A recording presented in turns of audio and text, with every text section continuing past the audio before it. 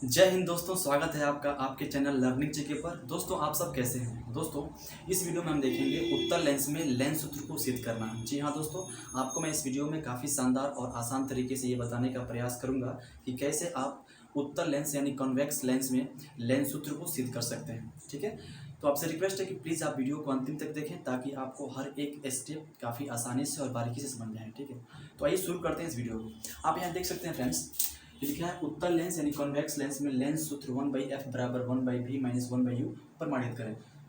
यहाँ पे बेसिकली हमको यही फॉर्मूला, यही सूत्र को सिद्ध करना है। आप गौर करेंगे कि यहाँ पे क्या है सूत्र में 1/f बराबर 1/v माइनस 1/u। तो ये जो माइनस वाला है ना, यहाँ पे ये लेंस सूत्र होता है। अगर यहाँ प्लस होता तो क्या होता, तो वो मिरर फार्मूला होता, दर्पण सूत्र होता। ठीक है, तो फ्रेंड्स सबसे पहले हम बनाएंगे यहाँ पे एक उत्तर लेंस को। ठीक है, और उत्तर लेंस बना के फिर वहाँ पे हम किरण आरेख को दर्शाएंगे। डायग्राम बना रहे हैं। ठीक है, तो यहाँ बनाते हैं हम एक उत्तर लेंस। आप भी बना सकते हैं मेरे साथ, ठीक ना? उतना क्लियर नहीं बना है, मिस्टेक हो जाता है। ठीक है, तो उसको सही से बनाते हैं आप।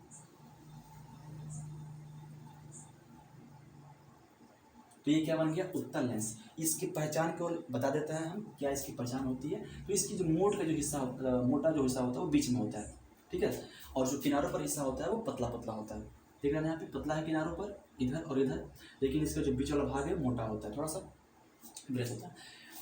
ठीक है, इसका हम नाम देते हैं इस लेंस को एम एन। ठीक है फ्रेंड्स, इस लेंस के बीचों बीच में इस साइड से लेकर उस साइड तक ऐसे एक स्ट्रेट लाइन होती है, सीधी लाइन होती है, उसको बोला जाता है इस लेंस का मुख्य अक्ष यानी प्रिंसिपल एक्सिस। ठीक है, तो इस लाइन को हम ऐसे बना देते हैं। तो ये क्या हो गया? ये लाइन इस लेंस का प्रिंसिपल एक्सिस हो गया। ठीक है दोस्तों, इस लेंस के बीचों बीच में यहाँ पे अगर हम यहाँ पे कैसे एक लाइन ऐसे खींच दे पूरा, ठीक है, तो यहाँ पे क्या होगी? यहाँ पे इस लेंस का यहाँ पे प्रकाशिक केंद्र होता है, ऑप्टिकल सेंटर होता है यहाँ पे इस। ठीक है, इसको दिखाते हैं हम ओ से। ठीक है, बात समझ गए? तो लेंस के बीचों बीच में यहाँ पे क्या होता है? तो लेंस का ऑप्टिकल सेंटर होता है यानी प्रकाशिक केंद्र होता है। ठीक है दोस्तों, लेंस में ना दोनों साइड में होते हैं दो मुख्य फोकस और दो वक्रता केंद्र। आप समझते होंगे अगर आपने उसको पढ़ा हुआ है तो।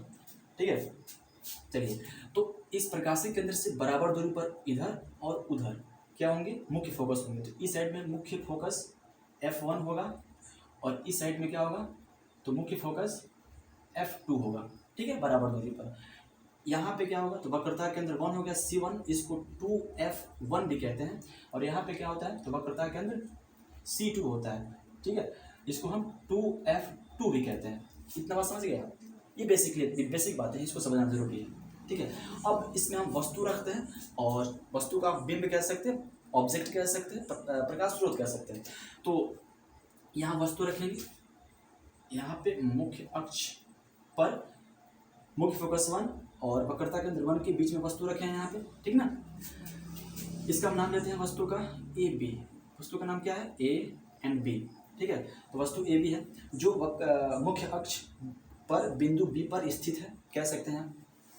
चलिए, अब चूंकि यहाँ से एक किरण निकलेगी, यहाँ से एक किरण निकलेगी जो इस लेंस पर आपतित होगी। अब इस लेंस पर आपतित होगी तो जैसी बात है, लेंस क्या करेगा? उसका अपवर्तन करेगा यानी रिफ्रैक्शन करेगा।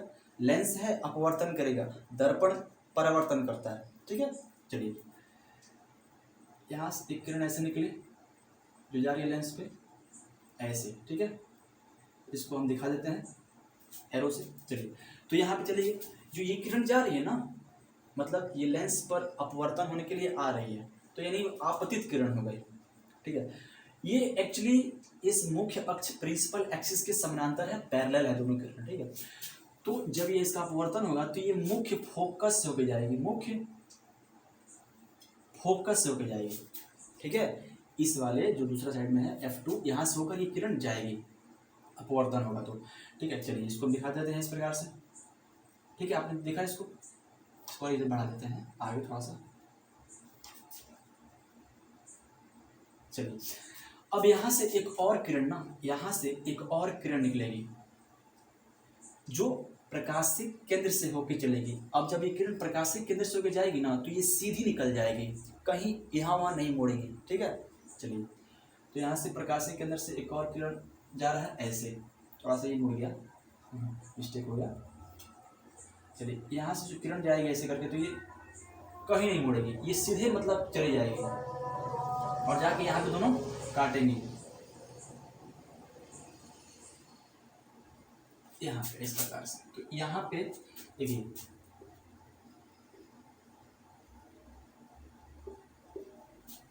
ठीक ना, यहाँ से एक और किरण निकली, ठीक है, जो प्रकाशिक केंद्र से जा रही है तो सीधे निकल जा रही है, इसका कहीं नहीं मुड़ा हो रहा है, ठीक ना।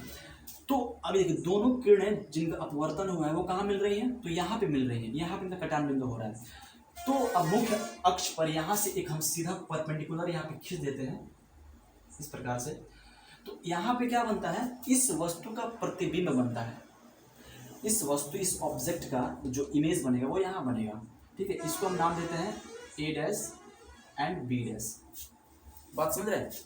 अगर वस्तु यहाँ पे रहती, वक्रता केंद्र से परे रहती और अनंत के बीच में रहती, तो इसका प्रतिबिंब यहाँ बनता F2 और C2 के बीच में। लेकिन वस्तु कहाँ पे, ऑब्जेक्ट कहाँ पे है, तो वक्रता केंद्र 1 और फोकस 1 के बीच में यहाँ पे है, तो इसका ऑब्जेक्ट थोड़ा इससे हट के आगे बना है। यानी वस्तु यहाँ पे है तो प्रतिबिंब थोड़ा और पहले बनेगा, और वस्तु इसको बढ़ाएंगे तो प्रतिबिंब भी बढ़ेगा। बात समझ रहे हैं इतना। चलिए ये हो गया हमारा किरण आरेख, ठीक ना। अब हमको मेनली अगर लिखना हो 5 नंबर के लिए, मतलब जो लिखना होता है एग्जाम में अक्सर क्वेश्चन आता है ये 5 नंबर का, तो उसमें लिखते हैं माना कि ये हमने जो किया है उसको हम लिख देते हैं, ठीक है।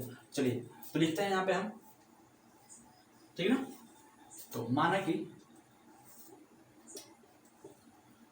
MN क्या है, उत्तल लेंस है, MN एक उत्तल लेंस है, उत्तल लेंस है, ठीक है। O क्या है, बिंदु O लेंस का प्रकाशिक केंद्र है, प्रकाशिक केंद्र है। इतना बात समझ गया। चलिए कहेंगे कि AB वस्तु है, ऑब्जेक्ट है, बिंब है, कह सकते हैं। A डैश B डैश क्या है, तो इसका प्रतिबिंब है, ठीक ना। बात समझ। मेनली हमको ये लिखा जाता है वस्तु और प्रतिबिंब, और इसका जो होता है प्रकाशिक केंद्र, यही मेन इंपॉर्टेंस रखता है। और जो होता है लेंस, लेंस क्या है उसका नाम आप बता दिए हैं। चलिए तो कहेंगे यहाँ पे बिंब, बिंब AB का प्रतिबिंब क्या है, तो A डैश B डैश है। ये जो AB है इसका प्रतिबिंब यहाँ बना है A डैश। ये क्या बना है देखिए ध्यान से, तो इस AB जो वस्तु है इसका प्रतिबिंब बना है दर्पण सॉरी लेंस के दाहिने साइड में। तो क्या बना है, तो रियल बना है इमेज, रियल बना है इमेज, ठीक ना। और लेकिन उल्टा बना है, थोड़ा लार्ज बना है इस ऑब्जेक्ट से, ठीक है। जो इमेज बना है वो रियल बना है बट उल्टा बना है, ठीक है, लेकिन लार्ज बना है इससे।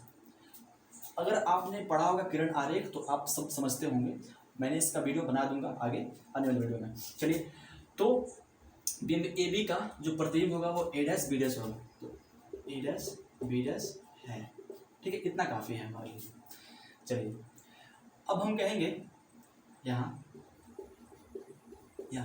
हमको मेनली ऐसा जो जितनी दूरियां हैं ना उसको हम पहले माप के लिख लेते हैं, ठीक है। वस्तु दूरी हो गई, प्रतिबिंब दूरी होगी, फोकस दूरी होगी, जो मेनली जो काम लायक है। देखिए इधर की जिस साइड में प्रतिबिंब बनता है ना उस साइड की जितनी दूरियां होती है वो इंपॉर्टेंस रखती हैं। जिस साइड में प्रतिबिंब बनता है उस साइड की दूरियां इंपॉर्टेंस रखती हैं, चाहे वो फोकस दूरी हो चाहे वो प्रतिबिंब दूरी हो, और वस्तु तो हमेशा बाएं रहता है, ठीक है।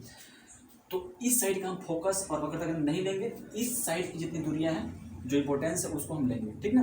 जैसे इस साइड की फोकस दूरी, इस साइड की प्रतिबिंब दूरी, ठीक है। बात समझ रहे हैं। हाँ तो यहाँ पे हम पहले एक कोठा में बना लेंगे जो इंपॉर्टेंस चीज़ है उसको। चलिए पहले हम वस्तु दूरी मान लेते हैं। ये है बिंदु B पर, यहाँ पे क्या है, वस्तु है, ऑब्जेक्ट है। AB क्या है, वस्तु है, बिंदु B पर है, ठीक है। तो वस्तु और प्रकाशिक केंद्र के मध्य जो दूरी है ये वाली इसको U कहते हैं, ठीक ना। क्या कहते हैं, तो U कहते हैं। U मतलब वस्तु दूरी कहते हैं। अब चूंकि ये वस्तु क्या है, इस लेंस से बाईं तरफ है ना, वस्तु क्या है, लेंस से बाईं तरफ है, तो ये क्या होती है, माइनस में होती है। क्या होती है, ये माइनस में होती है। तो यहाँ पे लिखेंगे OB क्या है, तो OB वस्तु दूरी है तो ये माइनस में हो जाएगा, ठीक है। आगे देखिए ये OF2 हम आपसे कहे थे पहले कि अब जितनी दूरियां हैं प्रतिबिंब और फोकस दूरी वो हम दाहिने के लेते हैं। देखिए तो यहाँ इस प्रकाशिक केंद्र से इस फोकस के बीच में जो दूरी होगी ये वाली, इसको कहेंगे हम फोकस दूरी। क्या कहेंगे हम? फोकस दूरी। अब चूंकि हम इस F2 को ले रहे हैं तो ये क्या है, दाहिने तरफ है, तो जो फोकस दूरी होगी वो दाहिने बनेगी। जब दाहिने होगी तो क्या होगी, प्लस में होगी। ठीक है, तो OF2, तो OF2 क्या है, ये फोकस दूरी है, तो फोकस दूरी प्लस में हो जाएगा। ठीक है, अब देखिए इस प्रकाशिक केंद्र से लेकर इस प्रतिबिंब के बीच की दूरी क्या कहलाएगी, प्रतिबिंब दूरी कहलाएगी। तो यहाँ से लेकर और यहाँ तक जो दूरी होगी वो OB' होगी, जिसको कहेंगे हम भी। अब चूंकि ये क्या है, लेंस से दाहिने तरफ बना है, ठीक ना, तो वो भी प्लस में होगा। ठीक है, तो OB', तो ये क्या है, ये प्रतिबिंब दूरी है OB', जिसको दिखाते हैं भी से, स्मॉल भी से। ठीक है, अब ये प्लस होता है चूंकि दाहिने है, तो प्लस के लिए हम प्लस लिखते भी हैं या फिर नहीं भी लिखते हैं। हो गया इतना, तो इतना इंपॉर्टेंस है, काफ़ी है। ठीक है, चलिए अब हम इसमें इंपॉर्टेंट जो त्रिभुज बन रहे हैं, ठीक है, उनको सिमिलर कर लेंगे, पहले 2 को उसके बाद फिर 2 को। ठीक है, ऐसे करके हम उनको सिमिलर करके उनकी जो भुजाएं हैं उनको समान अनुपात में करेंगे।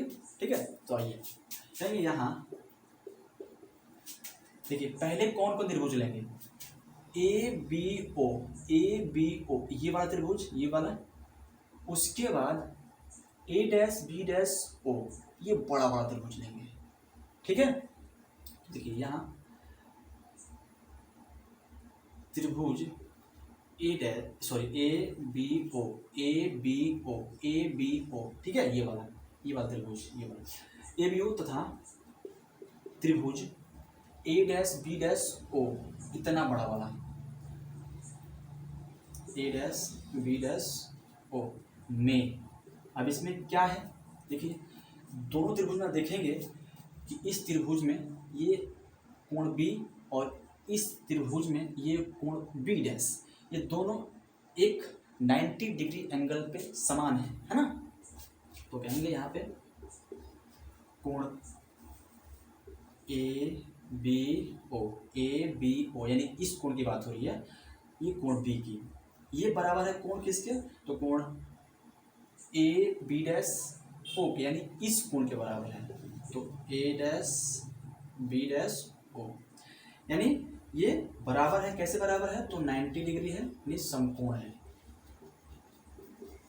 ठीक है, चलिए अब इसमें एक और एंगल बराबर कर लेते हैं, कैसे, तो अब देखेंगे कि इस त्रिभुज में ये जो एंगल O है यहाँ पे, वो इस त्रिभुज में भी है, यानी ये जो O है एंगल, वो इस त्रिभुज और इस त्रिभुज दोनों में भी है, तो इसलिए इसको कॉमन कहेंगे, यानी उभयनिष्ठ कहेंगे। जो चीज़ दोनों चीज़ में होता है, दोनों चीज़ में होता है, उसको कहते हैं उभयनिष्ठ, कॉमन होता है। ठीक है, तो हम कहेंगे यहाँ पे AOB,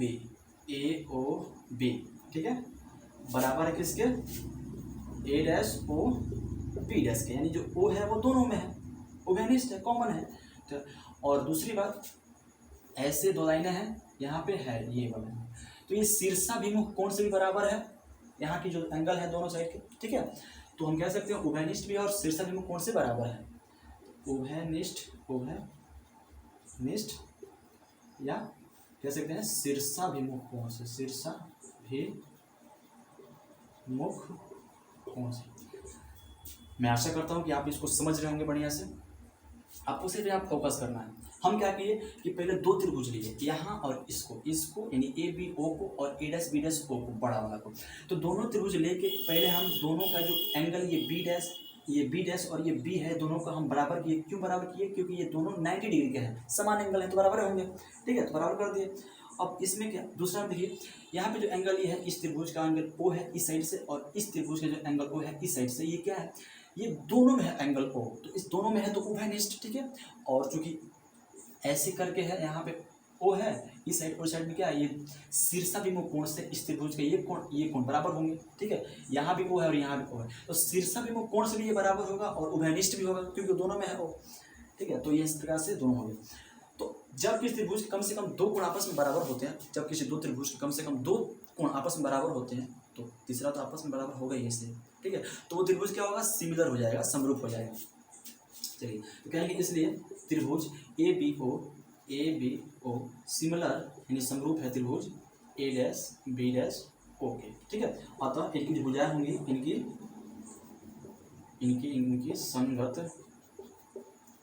भुजाओं का अनुपात क्या होगा, आपस में बराबर होगा।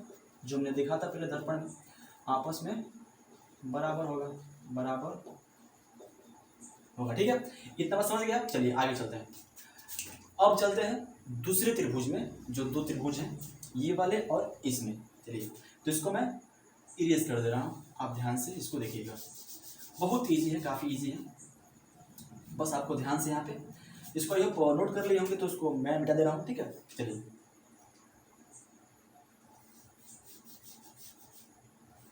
सॉरी, पहले इसको हम जो इनकी संगत भुजाएं हैं इसको पहले हम अनुपात बराबर कर ले रहे हैं, उसके बाद चलेंगे इसमें। ठीक है, चलिए तो ये जो संगत भुजाएं हैं ये देखिए, इस त्रिभुज की ये भुजा इस बड़े वाले त्रिभुज की इस भुजा के अनुपात में रहेगी। तो यहाँ पे कहेंगे इसलिए ए बी बटा A dash B dash, A B बटा ए डैश बी डैश, ये बराबर होगा किसके, तो बी ओ, ठीक ना, इस भुजा और ओ बी डैश इस भुजा के अनुपात के, तो बी ओ बटा बी डैश ओ। ठीक है, तो हम क्या कर दिए बराबर उनकी संगत भुजाओं को आपस में, भुजाओं के अनुपात को, ठीक ना, आपस बराबर कर दिया है। इसको समीकरण हम एक मान लेते हैं।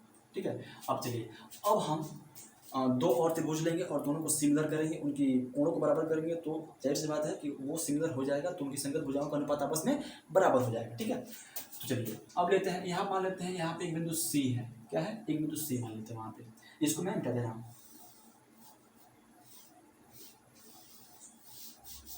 ठीक है, चलिए अब हम लेते हैं त्रिभुज CF2O, या कह सकते हैं COF2।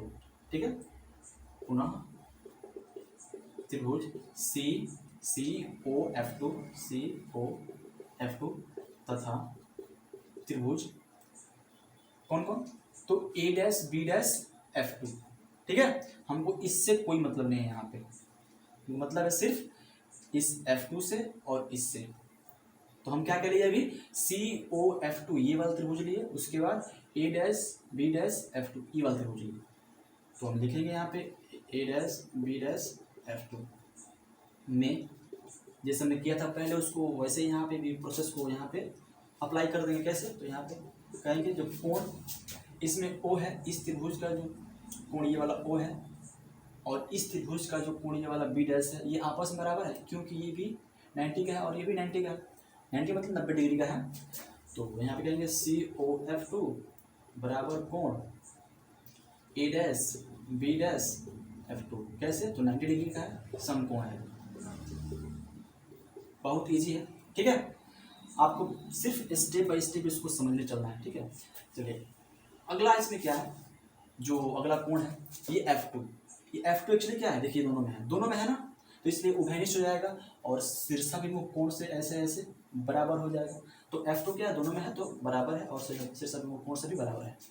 तो CF2O बराबर A डैश, हाँ, A dash F2 B dash, ठीक है, A dash F2 B dash, ठीक है, दोनों में है तो उभयनिष्ठ कोण, कॉमा कह सकते हैं क्या, शीर्षाभिमुख कोण से भी बराबर है, शीर्षाभिमुख कोण से बराबर है। ठीक है, इतना हो गया। तो हमने बताया पहले कि जब किसी दो त्रिभुज के कम से कम दो कोण आपस में बराबर होते हैं, तो तीसरा कोण ऑलरेडी बराबर हो जाता है, तो त्रिभुज आपस में समरूप हो जाते हैं, तो उनकी संगत भुजाओं का जो अनुपात होता है वो आपस में बराबर होता है। तो आइए इस त्रिभुज को समरूप कर देते हैं। तो त्रिभुज COF2 समरूप त्रिभुज A dash B dash F2। ठीक है, अतः इनके संगत भुजाओं का अनुपात आपस में बराबर होगा। ठीक है, तो इसको आप नोट कर लीजिए बढ़िया से, आई होप इसको आप नोट कर लिए होंगे। चलिए अब हम जो इनका अनुपात है भुजाओं का उसको हम बराबर कर लेते हैं। चलिए इसको मैं इरेज कर दे रहा हूँ।